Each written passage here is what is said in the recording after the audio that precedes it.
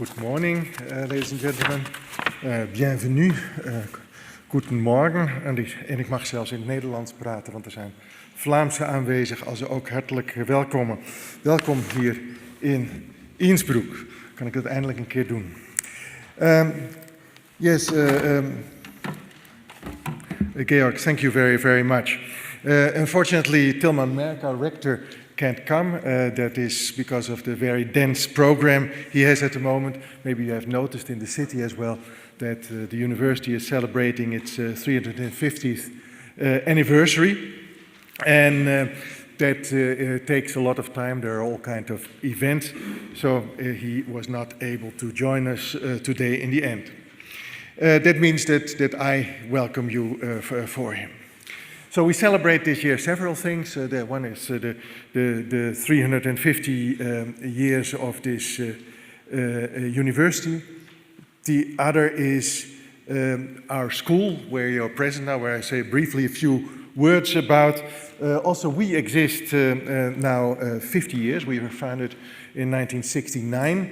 Here you can see that, which was of course remarkable here in Innsbruck to found an architectural school at the time. We were still together with the engineers. It was thought of as a much more technical school than it is now. We separated, I think, 15 years ago from the engineers, and we're now an architectural faculty. So here you see that how this building was realized. You see also the ambition in that period.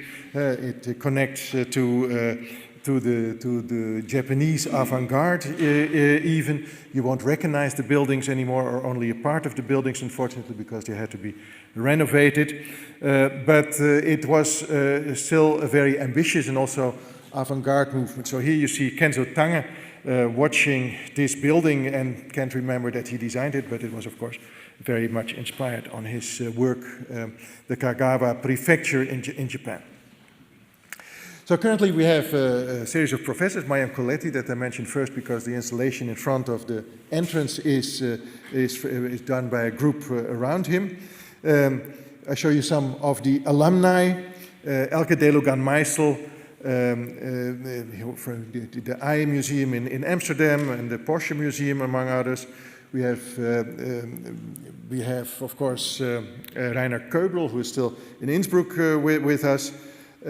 We have Katrien Aste from Laak and Frank Ludin, who also did the building that just realized next to the central station in Innsbruck that you might have seen, but particularly the Landhausplatz that made them really famous, a very interesting public square. And here the work of Mayam Coletti, so we do a lot with robotics. Several professors are involved in that. Here a fashion show for Iris van Herpen in Paris, and here a participation to the Ars Electronica. So a very innovative and still avant-garde school with an obligation to avant-garde movements. So in that sense, on the other hand, I think I'm really happy that you're all here, let's say as this event is also one of the last concrete results of being dean here. I was a dean here for 2 years, and one of my central goals was to open the faculty more to the city and to professional organizations, like, for example, also the chamber. You can see that we are pretty isolated here. We're very far away from the city, so it is always, I think it would be important that there would be better, we would be more in touch with those organizations and also international organizations. So from our contacts with the chamber, we learned from the interest of the chamber to have more attention for Baukultur, which is now spoken in German, and architectural policies in our faculty. Actually, there was the idea even to found a professorship especially for that. So when Georg Pendel informed me about his plans to organize a conference of the ACE in Innsbruck, I warmly invited him and you all to do that here. I think that is really important. Let's say it is also important to improve, let's say, the position of urbanism, regional planning, landscape architecture in this university. There are, let's say in Austria, certainly fields where there's a lot to gain in terms of architecture quality. So I'm really happy that all of this worked out and that you're all here now. And I'm sure we will have an exciting day here today. So this conference is about finding new ways of achieving quality in the built environment. It's about Baukultur, as it's called since recently, and about architectural policies. And that is an immensely difficult field. Architecture quality has become very hard to define. I tell you honestly, I'm not even going to try. I will rather try to explain in my lecture why it has become so difficult.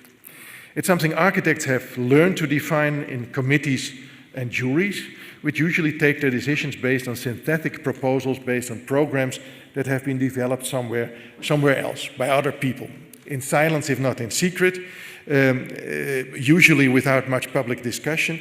And that's because the nature of many of these programs is very abstract for the general audience.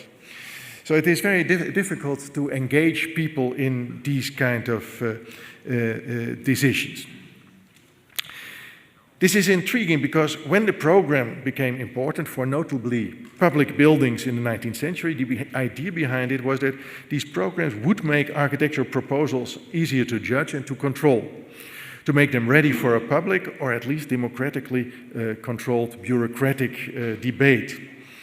Increasingly, however, it was impossible for a population that demanded participation in planning processes from the 1960s and 70s on to imagine what the consequences of these programs would be.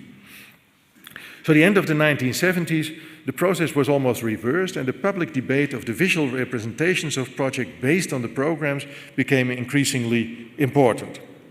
Other, often aesthetical or at least intrinsically architectural values became decisive. Cultural policies were to stimulate this development, a strategy which today somehow also a bit seems to come to an end. So, having spent the 1990s in the Netherlands and as author of Super Dutch on Dutch architecture in the 1990s, I'm of course very aware of the positive impact architectural policies can have, not just on architects and individual buildings, but on the environment as a whole. I've been a member myself of many municipal and national committees formulating and judging such policies, from the Humanities Committee in the city of Arnhem over the Rotterdam Art Foundation and the Fund for Individual Subsidies, which gave grants to individual architects, including for young architects to start their own practice within 2 years after having finished their studies, something that would be unimaginable today. And finally, I was a Crown member of the Culture Council, which advises the government and King on all issues related to cultural policies. Now, that is a very particular kind of career. I would always say I would do 1/3, 1/3, 1/3. I would teach for 1/3 of my time, write for 1/3 of my time, and do this for 1/3 of time. That was possible because all these positions in the Netherlands are paid and taken very seriously. So, architectural policies in that period had a very strong cultural bias. And even today, it's still called Baukultur. The first document on architectural policy at the European level was the EU directive on the mutual recognition of diplomas, certificates, and other evidence of formal qualifications in architecture, which was approved in 1985. Of course, this document has an immense impact on architectural school, as it mentions a list of learning goals that all students must achieve over a period of 5 years to be allowed to call themselves architects. The school where they take their master exam is responsible that it is really the case. And that is something very special, because in most other studies you can do your bachelor here and your master there. There's the movement under Bologna and basically it is not that the 5 years are judged, as is the case with architects. And that puts it in the good company of doctors and midwives, and there are a few professions where there are regulations for this as well, but not many. So that makes architects a very special, that they have a very special role. But more importantly than that it works for schools, I mean, it is something that helped us still last year in formulating our new curriculum, but it is more importantly, this directive resolves the discussion that has been haunting architecture since the debates about the École des Ponts et Chaussées and the École des Beaux-Arts. Theoretically, there's no longer a distinction anymore between studying architecture at a technical university or in an art academy, what people still seem to think. In both cases, future architects will have to study a curriculum which is more or less similar, based first and foremost on the idea that architecture relates to the quality of buildings, the way they blend, in which they blend in with their surroundings, respect for the natural and urban environment, and the collective and individual cultural heritage are matters of public concern. So what I learned from a book that one of our speakers is going to present is that this definition was taken from the French law in architecture from 1977. So when we look at the learning goals, and it seems to be a lot about schools, but it basically says a lot about architecture and the role of architecture and the profile of what an architecture is. The first 4 learning goals in the directive prescribes are: 1, an ability to create architectural designs that satisfy both aesthetic and technical requirements. 2, an adequate knowledge of the history and theories of architecture and the related arts, technologies, and human sciences. I'm very happy that my field is listed second, of course. 3, a knowledge of the fine arts as an influence on the quality of architectural design. 4, an adequate knowledge of urban design, planning, and the skills involved in the planning process. Now, there's a whole list in which also involves technical courses, etc., etc. But basically, when you see the profession of the architect was very consciously presented as a cultural profession, as a creative profession, and the technical aspects come later. They also have a different value as learning goals. So that is really quite interesting. So in line with the convictions of the time, the heyday of postmodernism, architecture was rediscovered as a cultural discipline in the first place, with a history of its own, and the architect became an auteur, as this is so crucial in the French cultural tradition. In many countries, it was the Ministry of Culture that took the lead in the development of architectural policies. Funds and committees were installed, architectural museums and galleries opened, countries formulated architectural policies and created funds for it. In 2012, most European countries either had an official document, again I'm quoting from your book, either had an official document on architecture policies or were planning to have one. The forerunners were countries like France, which you see on the bottom, as there was a law on architecture since 1977, the Scandinavian countries, the Netherlands and Flanders. Great Britain and Ireland, and Germany and Austria followed more recently. And I think this has a lot to do with also the different legal contexts in which you implement these kind of policies. The legal conditions and the organization of what an architect is and the responsibilities are very different, I would say, in Austria and Germany, and maybe Anne Schmedding can say something about that later. I think that is really important to realize that if you formulate architecture policies and discuss about architecture policies, that things that might work in one country don't in the other.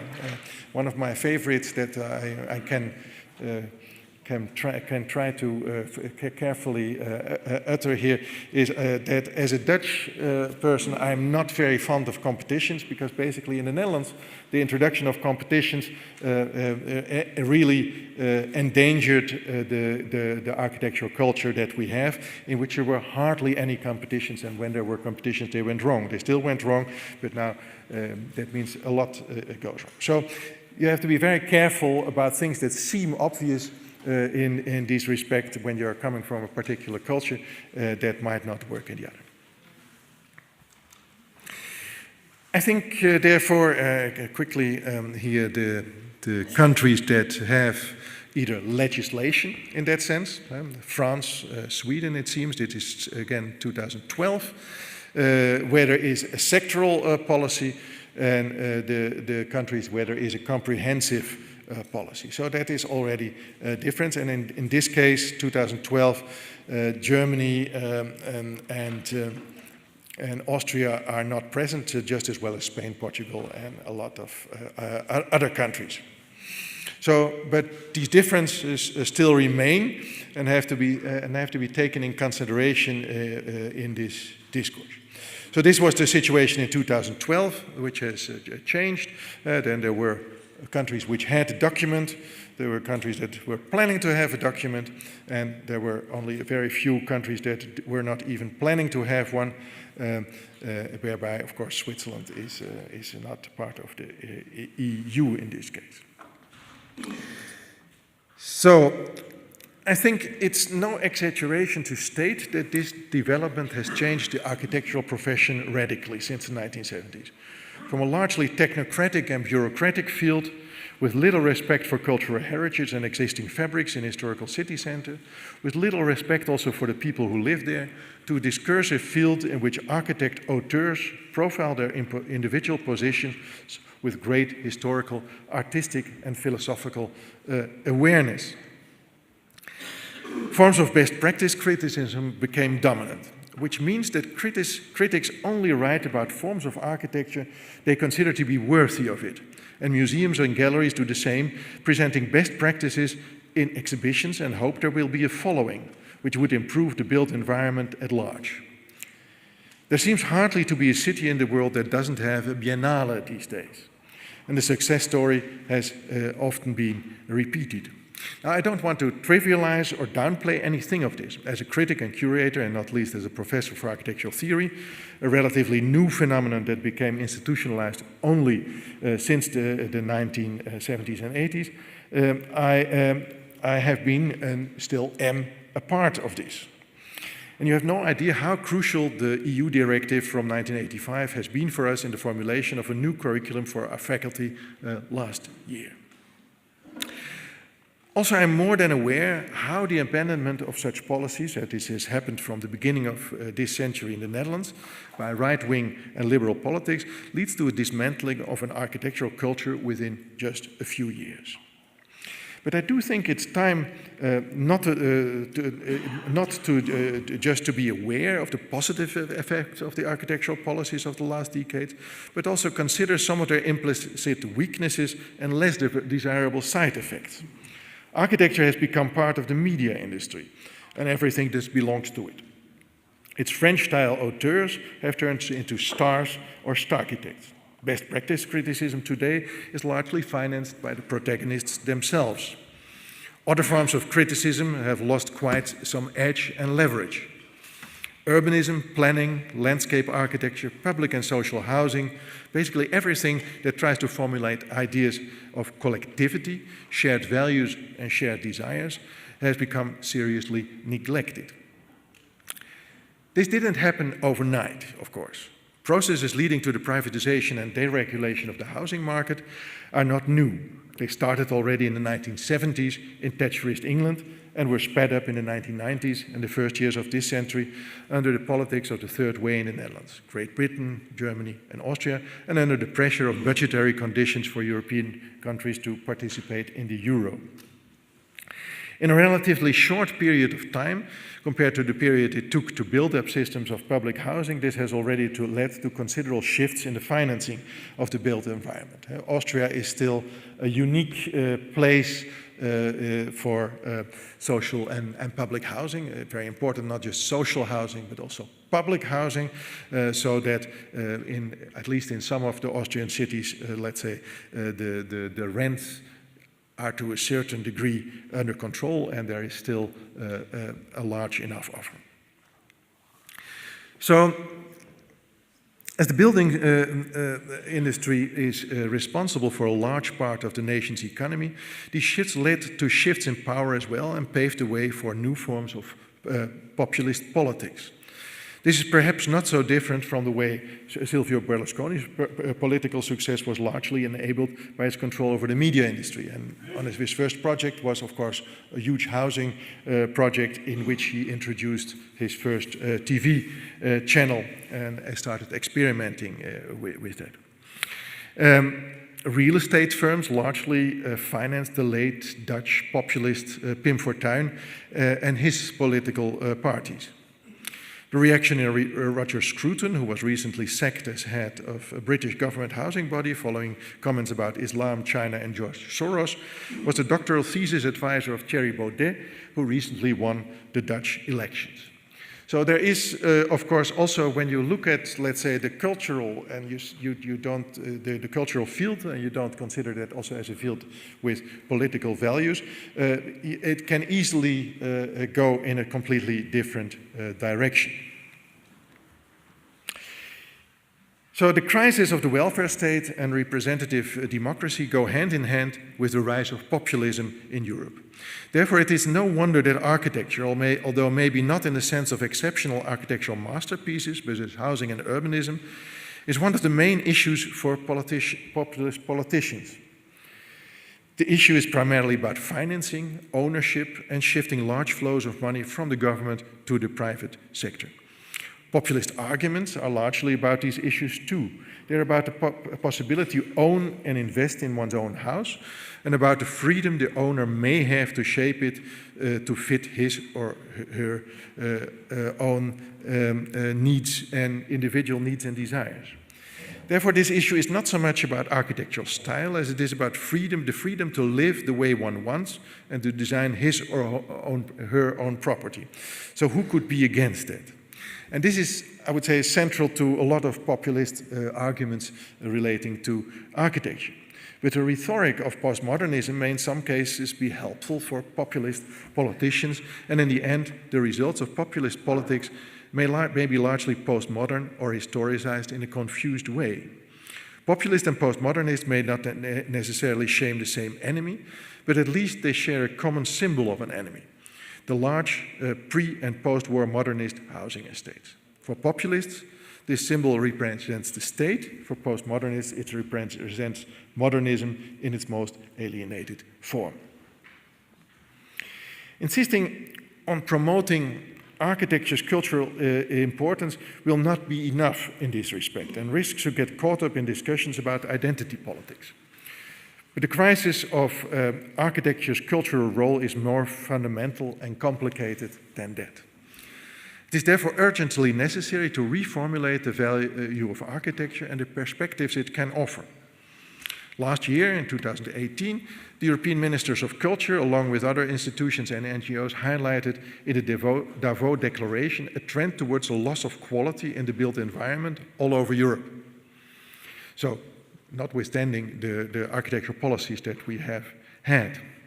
And it would be characterized by the trivialization of construction, the lack of design values, the growth of faceless urban sprawl and irresponsible land use, the deterioration of historic fabric, and the loss of regional traditions and identities. Yet, as stated in the declaration, a high-quality built environment makes a crucial contribution to achieving a sustainable society characterized by a high quality of life, cultural diversity, individual and collective well-being, social justice and cohesion, and economic efficiency. So this is an enormous task, since at least from the 1960s on, individualization has been one of the implicit secret driving forces of the architectural debate. However, the perspective on this phenomenon has largely changed. In the 60s, 70s, and 80s, and even largely today, individualization was seen as something that had to be achieved. The main task of progressive architecture was to find and create aesthetical and organizational differences, or even to provoke them. Today, and in the next decades, individualization will become something that has to be dealt with, that has to be accommodated. That is a completely different program, and we are already struggling with it. Some of the biggest problems in architecture and urbanism, like urban sprawl and the uncertainties about what public space is, are immediately related to individualization. But individualization is doing more than that. how valuable it may have become to us, it is threatening the very nature of what we have learned to consider it as architecture with a big A, and urban planning. Now, in itself, that may not be a problem. In an interview with the largest daily newspaper in Tyrol, J.R. Pendel said yesterday that he sees himself primarily as a committed defender of Baukultur and less of the interests of architects. Because when good architecture is in demand, its inventors are automatically doing well. Baukultur is a general concern that affects everyone on a daily basis. And I think that is absolutely true. And therefore, it is also really important to formulate this, and it is important that this conference takes place. But there are some other essential responsibilities and tasks in society that would have to be reshuffled, particularly in the field of urbanism and urban design, landscape architecture, regional planning. And this is an enormous task ahead of us that is still taken too lightly, particularly by architects. It is such an enormous task because, as Ulrich Beck, the late German sociologist, writes, any attempt to come up with a new concept that would provide social cohesion must depart from acknowledging that individualism, diversity, and skepticism are deeply rooted in Western culture. The rethinking demanded in the Davos Declaration is therefore much more fundamental than it seems. A new consensus is not yet in sight. Let's just look at the newspapers these days. In Berlin, people go in the streets to demand the nationalization of large parts of the housing stock. In the Netherlands, nurses and teachers can hardly find affordable housing in the Randstad, leading to a lack in availability of these professions. In Austria, the government still wants to increase private ownership, knowing that this had dramatic consequences for the housing stock. So these positions all over Europe are already very different. There seems to be a change, there seems to be opportunities for change, but they have not crystallized out yet. So if you have learned one thing over the last couple of years, it is that whatever architectural policies we might develop, they will fail if the economical and political base of the built environment moves in another direction. Thank you very much.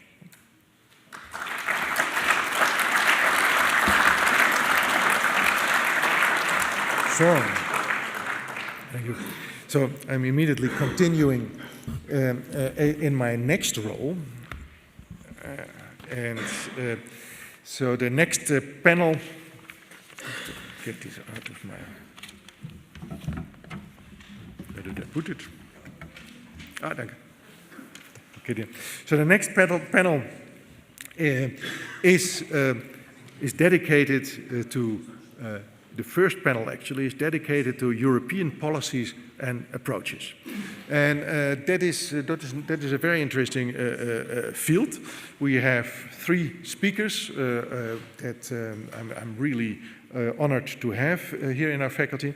We have João Ferreira Bento, researcher at the Bartlett School of Planning, University College of London, and I already quoted for some things from his earlier studies in this field, so he's a real expert and can compare these different policies.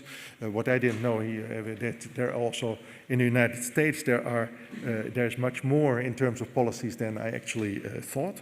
So that is really interesting. Anne Schmedding is deputy director of the Bundesstiftung Baukultur in Germany, a more recent addition to this field, which is, of course, Germany is a really important country in this respect, already extremely influential, and I think also influential in finding and in probably moving some of the emphasis in the architectural policies as we have had them since the 1980s and the ones that we might need today. And then we have Hendrik Stjernholm, and he's the former city architect of Veje. So there we have someone who has been dealing with these issues and policies on the level of a city. So that is, I think, to start with, already an interesting kind of opening. And I may now invite João Ferreira Bento, and I always hope that I pronounce these names right, to have the first presentation.